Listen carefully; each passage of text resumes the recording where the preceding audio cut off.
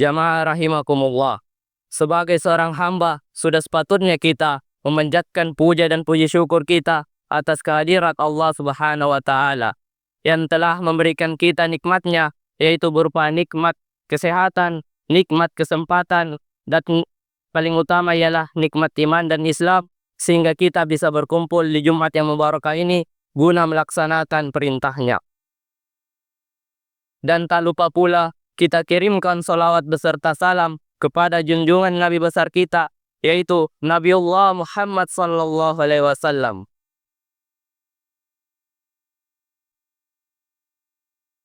Nabi yang telah mengeluarkan kita dari zaman kegelapan dan membawa kita menuju zaman yang terang benderang hingga saat ini.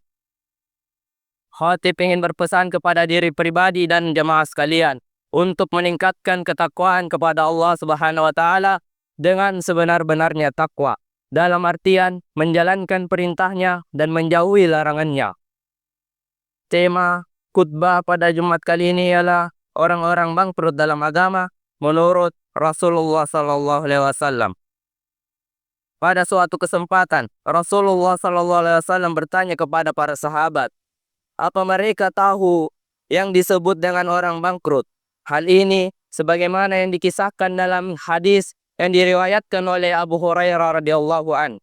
Anna Rasulullah sallallahu alaihi wasallam qala, "Atadaruna mal muflis?" Sesungguhnya Rasulullah sallallahu alaihi wasallam bertanya, "Tahukah kalian siapakah yang dinamakan orang bangkrut?" Qalu, "Al-muflisu fina man ladir hamalahu wala mata'a." Mereka para sahabat menjawab, orang bangkrut menurut pendapat kami ialah mereka yang tidak mempunyai uang dan tidak pula mempunyai harta benda. Jawaban seperti itu ternyata bukan sebagaimana yang dimaksudkan oleh Rasulullah SAW. Beliau tidak hanya ingin bertanya tentang ekonomi, tetapi beliau juga ingin mengajak para sahabat untuk mengetahui bahwa kebangkrutan bisa terjadi bukan hanya dalam bidang ekonomi, tapi juga dalam bidang agama. Jadi, dalam agama juga ada perhitungan matematis terkait pada pahala dan dosa, seperti penambahan dan pengurangan antara sesama manusia. Hal ini terjadi pada saat semua manusia berada di padang mahsyar untuk menjalani hisab yang akan memutuskan apakah seseorang akan masuk ke dalam surga atau neraka. Jamaah rahimakumullah.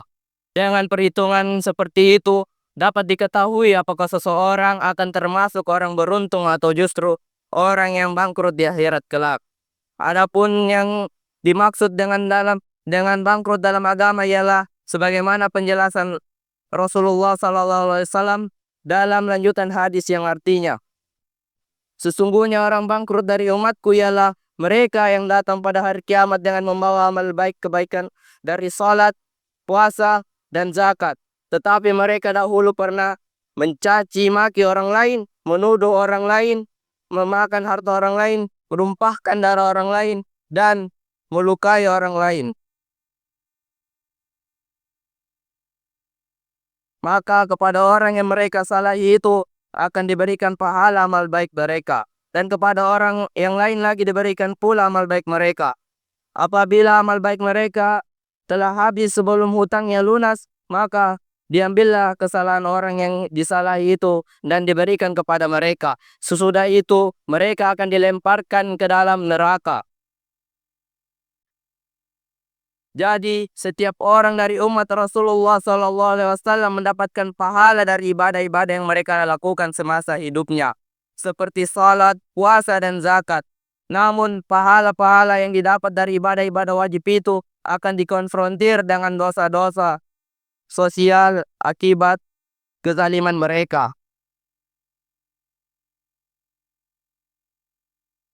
seperti mencaci maki, menuduh, memakan harta orang lain seperti mencuri atau korupsi, membunuh secara tidak sah, melukai atau memukul orang lain baik secara fisik maupun non-fisik dan sebagainya.